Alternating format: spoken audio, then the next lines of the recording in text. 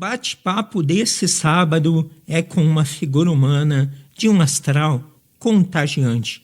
Hoje técnico no mundo da bola, antes um armador de passe e bola parada de dar inveja dentro do campo.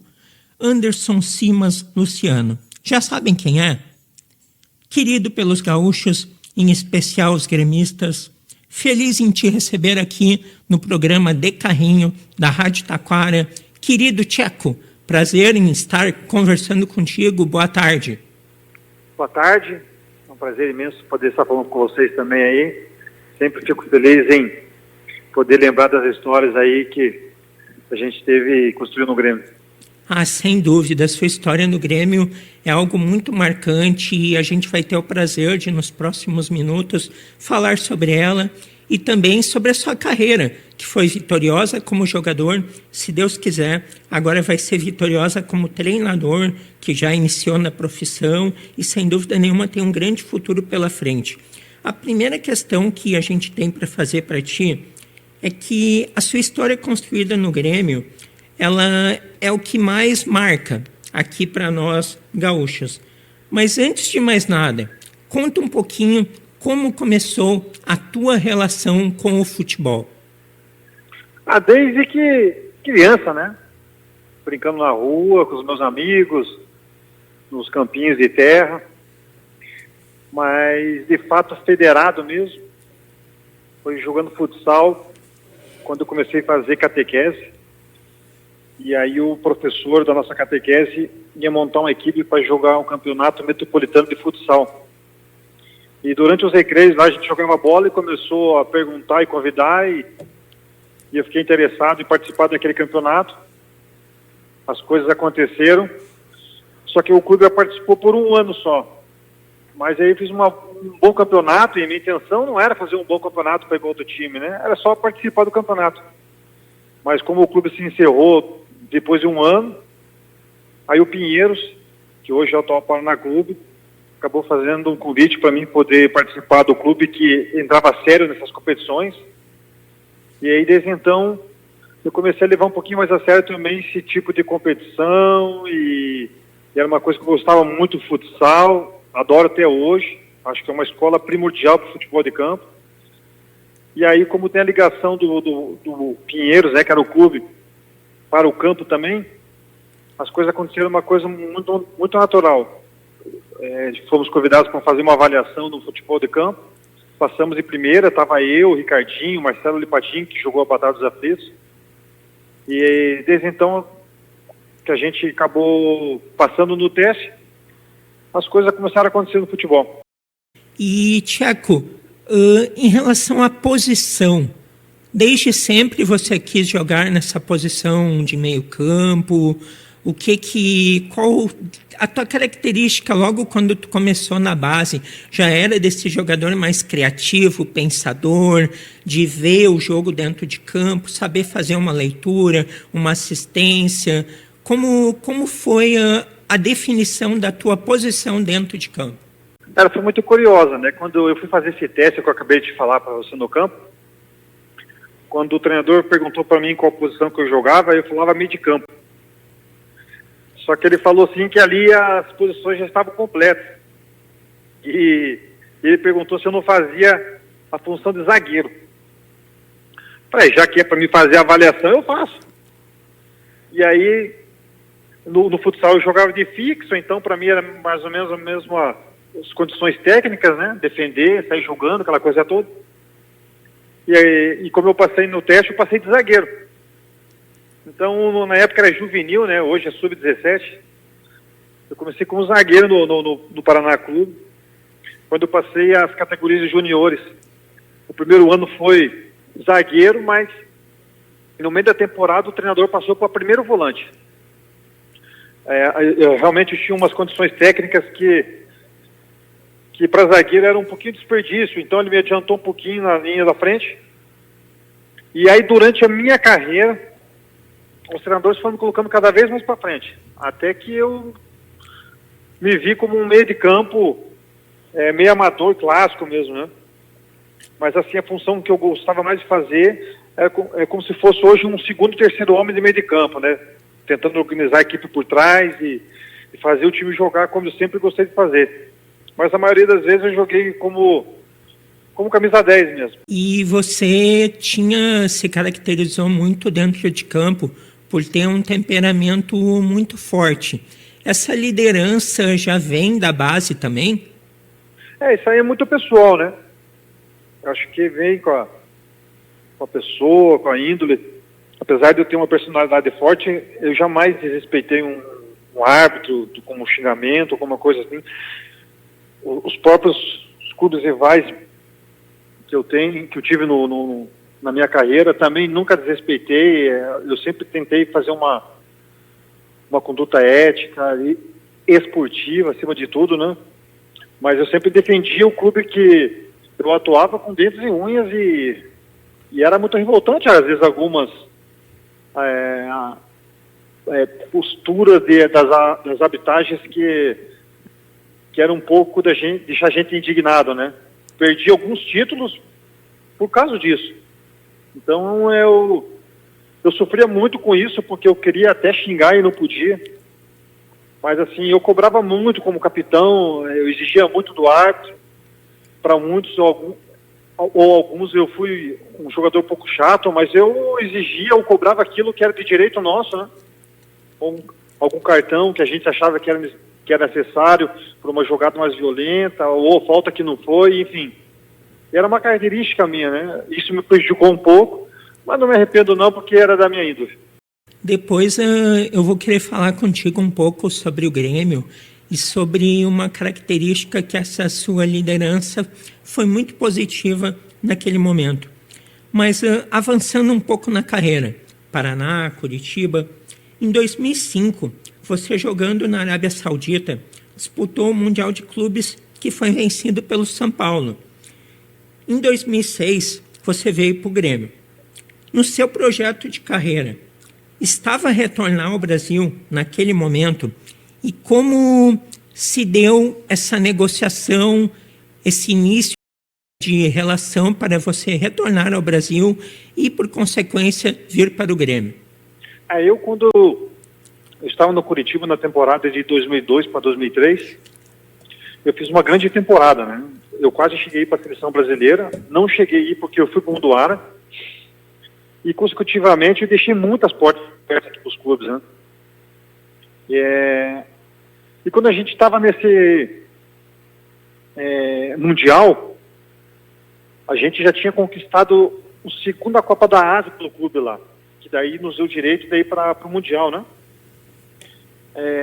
E eu tinha combinado com o presidente que se a gente fosse para o Mundial, eu gostaria de ser liberado um pouco antes para voltar para o Brasil, para mim poder disputar uns campeonatos importantes aqui também, já que eu tinha conquistado quase tudo lá com eles, né?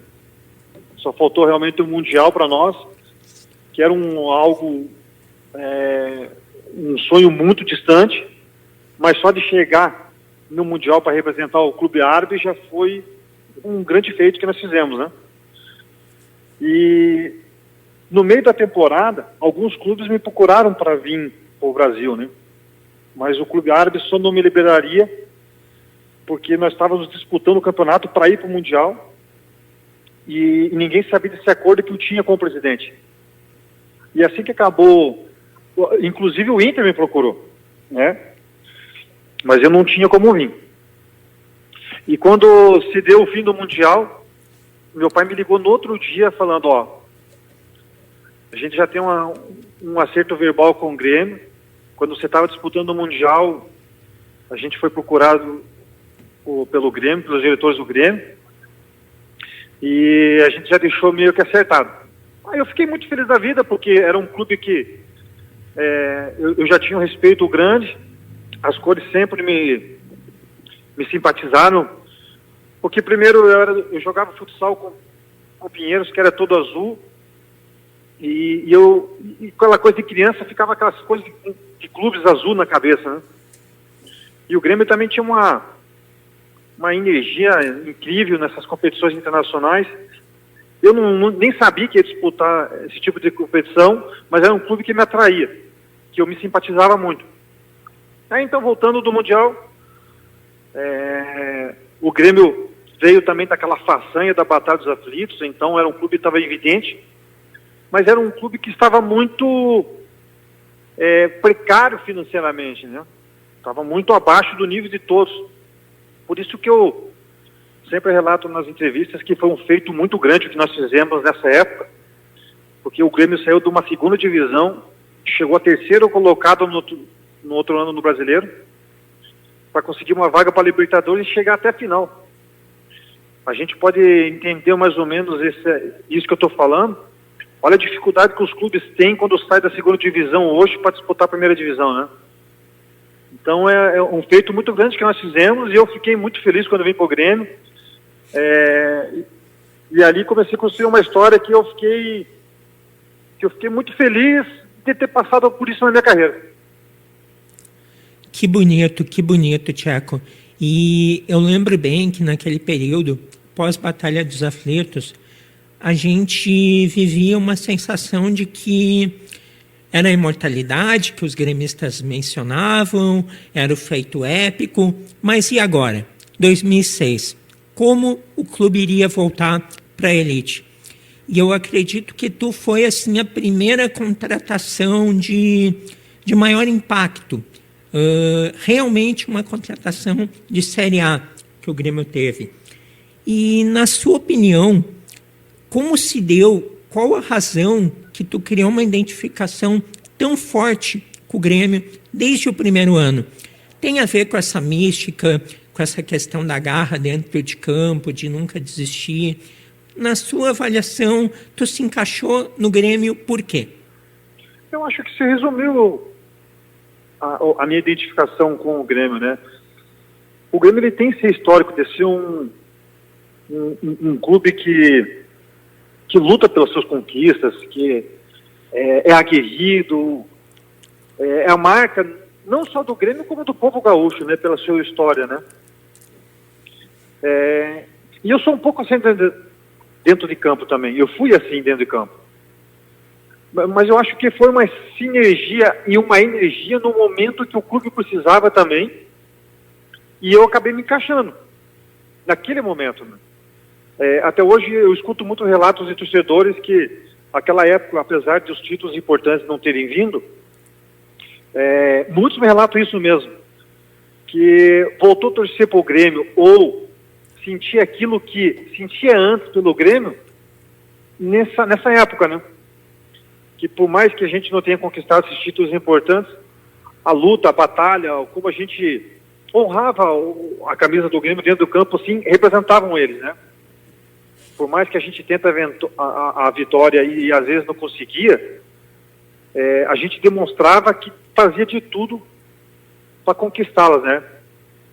O time que para ganhar da gente realmente tem que ter muita qualidade e jogar muita bola, porque você chegar numa final da Libertadores de 2007, numa semifinal também em 2009, por tudo aquilo que o clube passou e tinha como um planejamento financeiro muito baixo, eu acho que a gente acabou representando o torcedor nesse sentido dentro de campo, né? E o reconhecimento é até hoje. Então isso para mim, eu costumo dizer também que é tão importante quanto um troféu pessoal, né?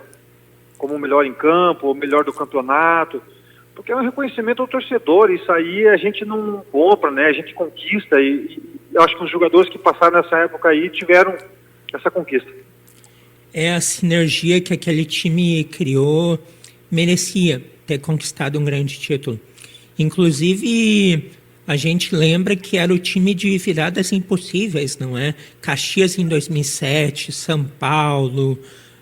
Tivemos aí até uma coisa que aqui no Rio Grande do Sul, hoje quem escuta falar, não, vocês não acreditavam. Os gremistas acreditavam que seria possível reverter um 3-0 contra o Boca Juniors do Riquelme, não é, Tcheco? Tamanho a confiança que tinham nesse time.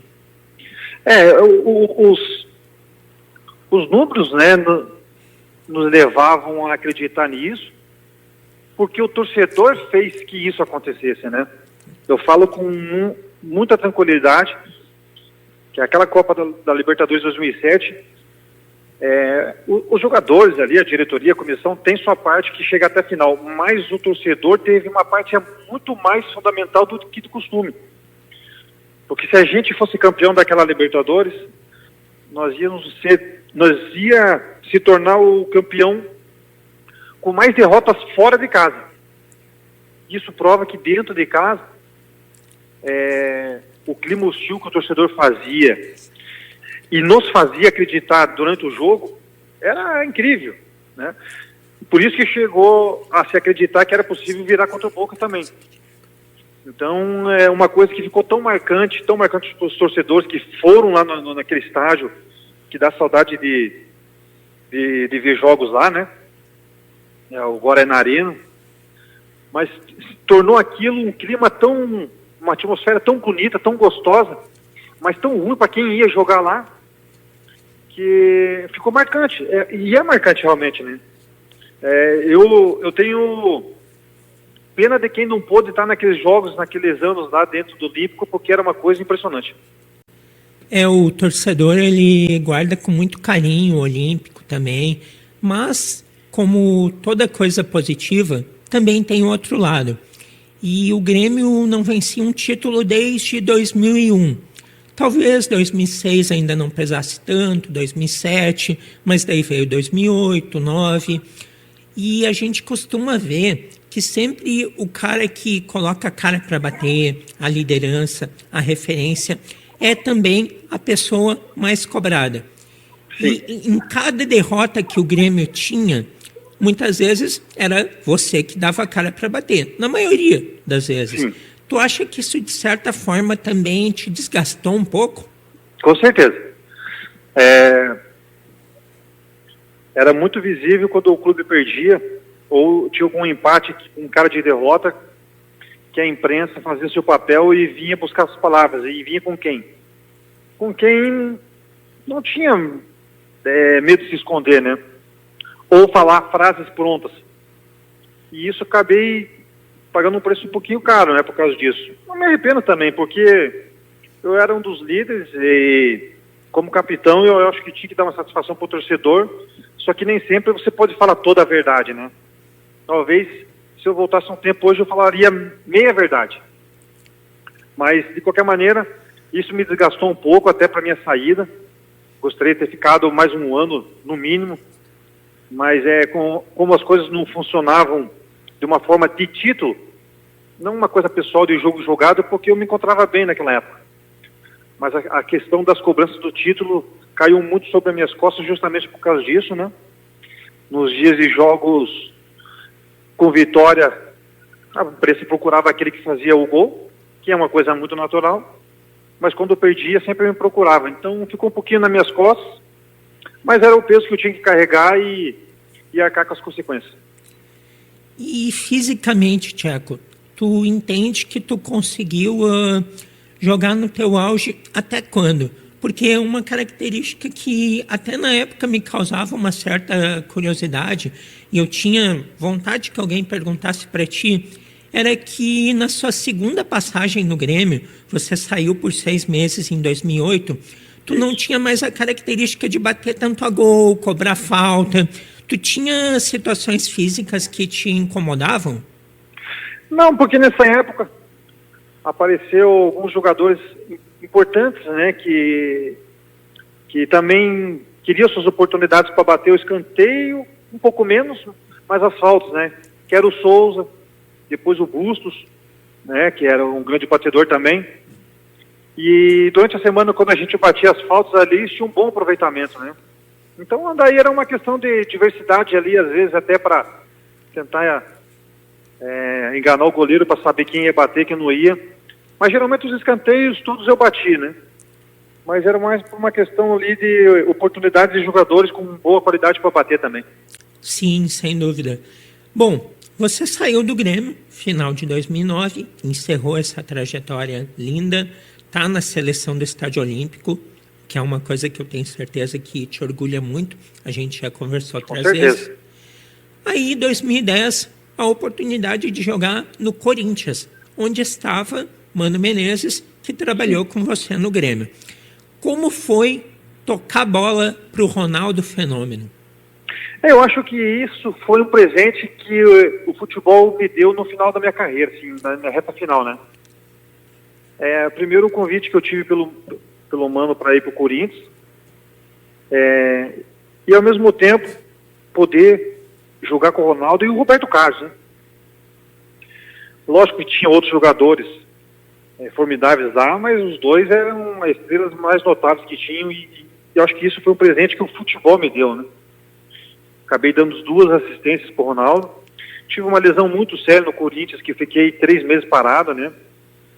Isso me atrapalhou muito no futebol lá, infelizmente. Mas, assim, poder ter jogado com ele, um dos jogadores mais relevantes da história do futebol, né?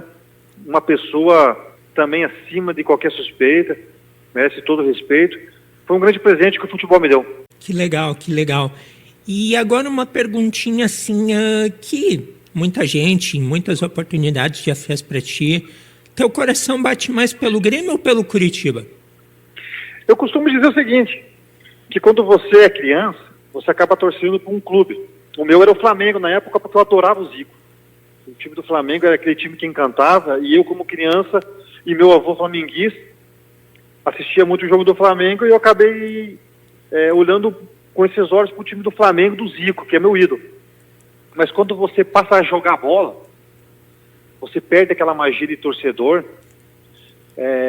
e acaba tendo respeito pelas equipes que você passou uma boa temporada, né?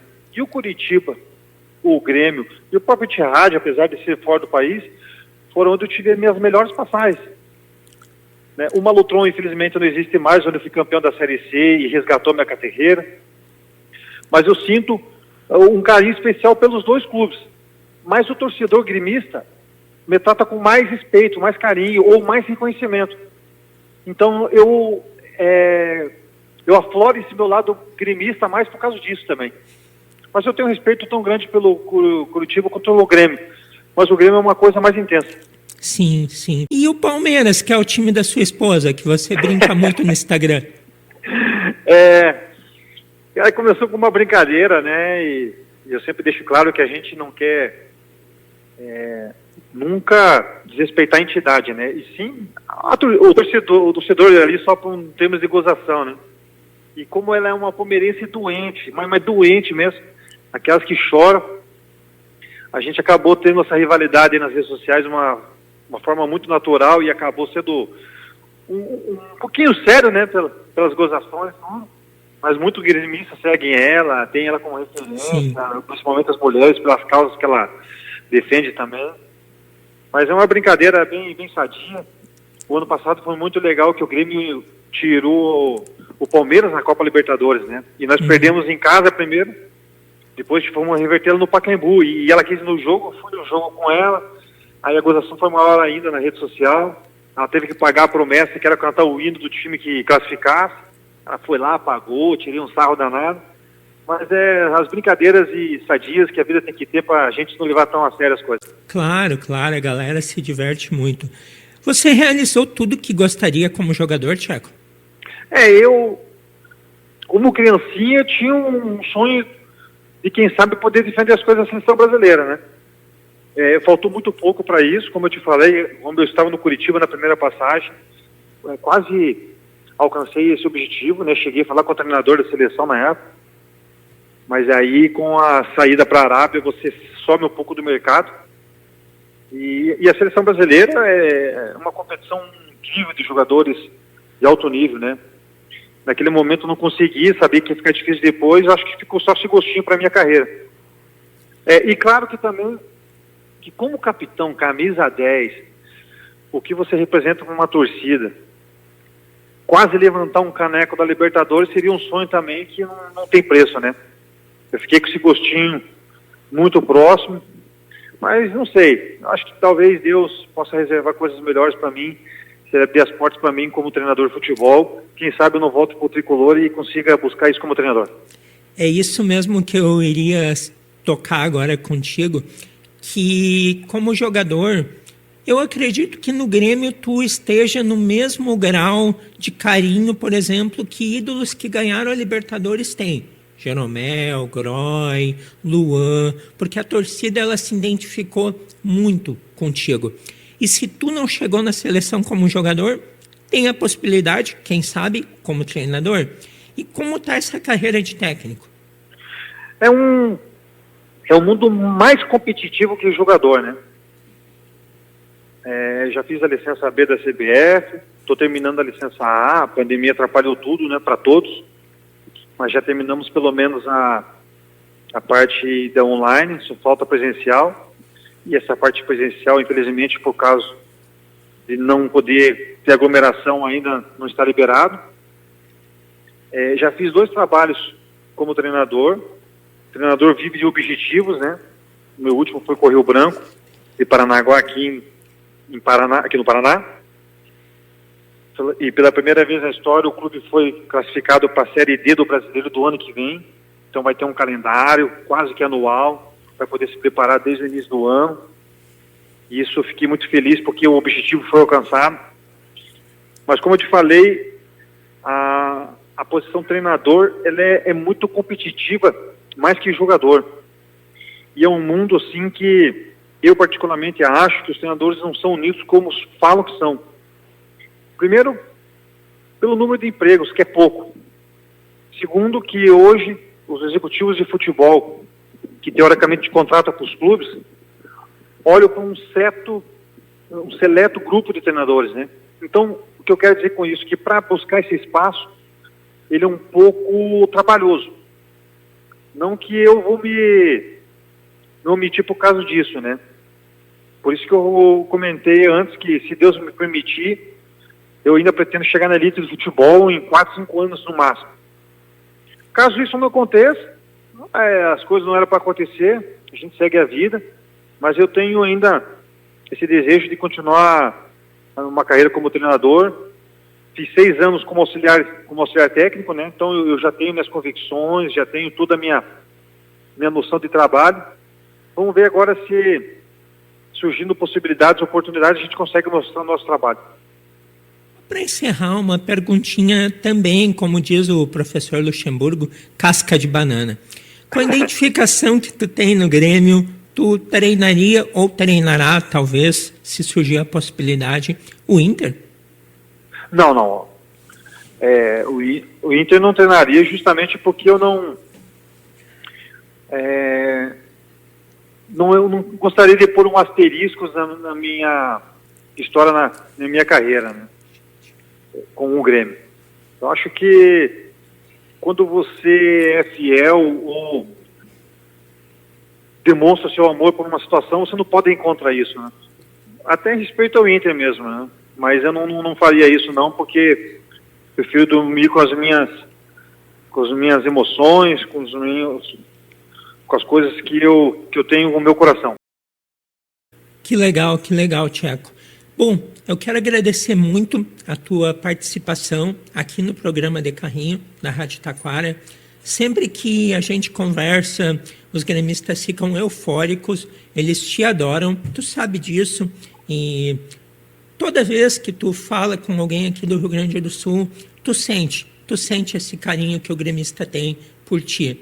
Obrigado, e fica aí um agradecimento de toda a equipe aqui do programa por tu ter nos atendido, e deixa um recado aí para os ouvintes do programa que a gente está na 2ª semana do programa, Tcheco, e é uma honra ter você aqui.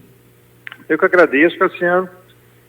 Hoje em dia as redes sociais e tudo que a tecnologia nos permite entrar em contato com o torcedor é muito mais viável, né? Na medida do tempo que a gente pode também. Mas queria agradecer aí a oportunidade, mandar um grande abraço para todos os torcedores que sempre têm um respeito por mim. Dizer para nunca perder a essência do gremismo que o torcedor sempre tem. Por mais que o clube esteja passando hoje num momento não tão bom como já passou nos últimos anos com o Renato, mas mesmo assim está se virando nos 30, né? É um momento delicadinho, mas tenho certeza que daqui a pouco o Renato já põe as coisas no plumo. E é sempre um prazer poder trocar ideia com vocês aí, sinto muita saudade daquele tempo.